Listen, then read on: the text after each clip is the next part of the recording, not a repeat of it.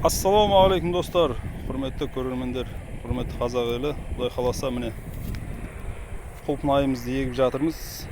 Бұл құлпынайларды көбейту мақсатында егіп жатырмыз. Қазіргі уақытта мынау байқағандарыңыздай жәшіктегі бұл фриго көшеттері, мұз қатырылған, Италиядан келген фриго көшеттер мынадай болады. Бұларды фриго деп атайтын себебі, бұлар мұз қатып келеді.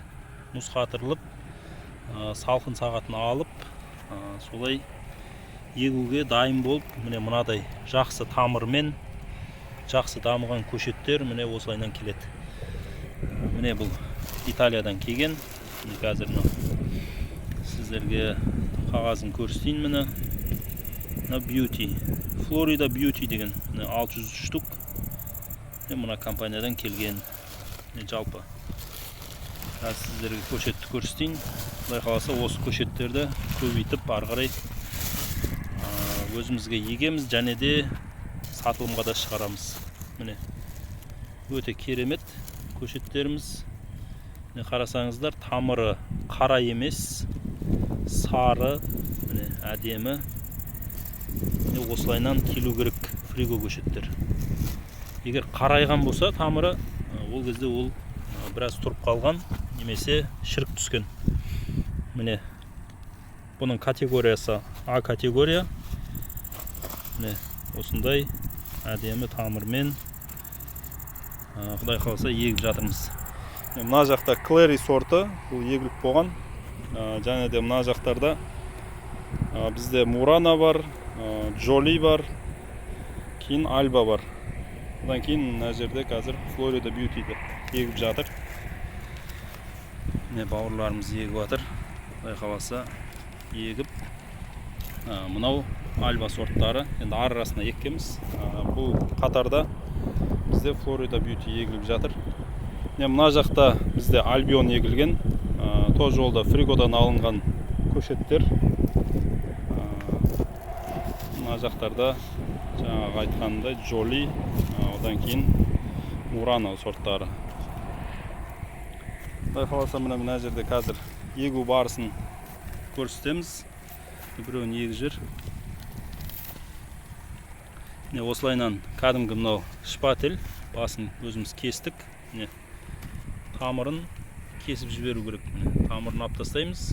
Бұл тамырды аптастау себебіміз, бұл жерде ол тамырлар жата беретін болса, олар шірік түсіреді. Және міне айналасын кішкене жауып қоямыз, бірақтан анау жоғары жақтағы ражокты жауып тастамаймыз. Ражок дегеніміз міне мынау. Осыны қатты жауып тастасақ, бұл жерден жапырақ шығады. Егер қатты жауып тастайтын болсақ, онда жапырақ шығамай қалады да, бұл шіріп кетеді. Және міне осылайынан фриго көшеттерін еккеннен кейін 5-6 күнге шейін бір мезгіл немесе 2 мезгіл азыздан су қойып отырамыз, тамыр алып кеткенше. Және де тамырды жылдам алу үшін Радифарм деген арнайы өзі стимуляторлар бар. Жаңағы тамыр дамытатын, тамырды тезірек жұмыс істетіп қимылдататын сондай дәрі-дәрмектер бар. Оларды да беретін боламыз. Құдай қаласа осылайынан өсіп жатыр қазіргі уақытта. Мұртшалар беріп жатыр жаймен. Мұртшалар шығарып жатыр. Джоли сорты. Мына жақтарда Құдай қаласа ары қарай тағы да көбейтетін боламыз, алла бұйыртса. Осы жақтарға егіп жатырмыз. Және де көшет қажет дейтін болсаңыздар, көшетке де тапсырыс қабылдаймыз. Клэри сорттары. Клэри бұлар фригодан егілген. Бұл өзіміздің Қазақстанда біраз жылдан бері жағы мұртшасынан көбейтіліп келе жатқан көшеттер емес. Бұлар яғни Италиядан келген, жаңадан келіп отқан фриго көшеттер. Бұл сорт Қазақстанда бар, бірақтан бұны біз жаңадан тағы да шетелден алып келіп, соны отырғызып, содан мұртшаларды алып, ары қарай көбейтіп, солай егуді дұрыс деп шештік. Себебі осылайынан егілген, фригодан егілген көшеттер, олар өнімді көбірек береді. Өнімділігі жақсы болады, әрі аурусыз таза болады. Мысалға өзіміздің қазіргі уақытта осы Қазақстанның ішінде жүрген көшеттерге енді ешкім ешқандай жаңағыдай гарантия бере алмайды. Оның барлық несі бактериялардан, басқа да аурулардан таза дегенге оған 100% ешқандай гарантия беріп, ешқандай сертификат бере алмайды. Ал біз именно сол шетелдің Италиядан осындай сертификатымен көшеттерді алдырып егіп жатырмыз. Не Құдай қаласа. Бұл Florida Beauty деген сорт. Бұл ремонтантный сорт. NSD. Бұл өнім берген сайын ары қарай өнім бере береді. Жылына 2 рет, 3 рет өнім береді. 3 волнамен өнім береді. Бірақтан бізде жаз мезгілі ыстық болып келеді. Сол себепті ол жақсы өнім береді деп айту қиындау. Енді шілденің уақытысында ол қайбір өсімдік болса да ол ыстықтан қиналады. Сол себепті өнім жаңағы құлпынайлар майдалау болып қалады. Не Құдай қаласа, мынау Джоли сорты. Бұл Джоли сорты, бұл хезді болып есептеледі. Бұлар үлкен-үлкен дәмді болады. Florida Beauty'де дәмді, өте үлкен олда. Бұл Джоли сорты, бұның артықшылығы, бұл жылына 1 рет өнім береді. Ерте көктемде және күзде кішкене күн жылы болатын болса, оңтүстік аймақтарда кішкене болса да өнім беріп үлгереді. Бұлар уражайы жаңағы көбірек өнім береді. 700 грамм, мүмкін одан да көп береді, Құдай қаласа. Енді барлық нәрсе агротехникаға байланысты. Агротехника ол біздің қалай қарап, қалай күтім жасаймыз, соған байланысты болады. Алла бұйыртса, міне байқасаңыздар, мұрттар шығып жатыр. Міне осы жерден көбейтіп, ары қарай өзіміз мына жақтарға егіп, ары қарай көбейтетін боламыз. Және де көшетті де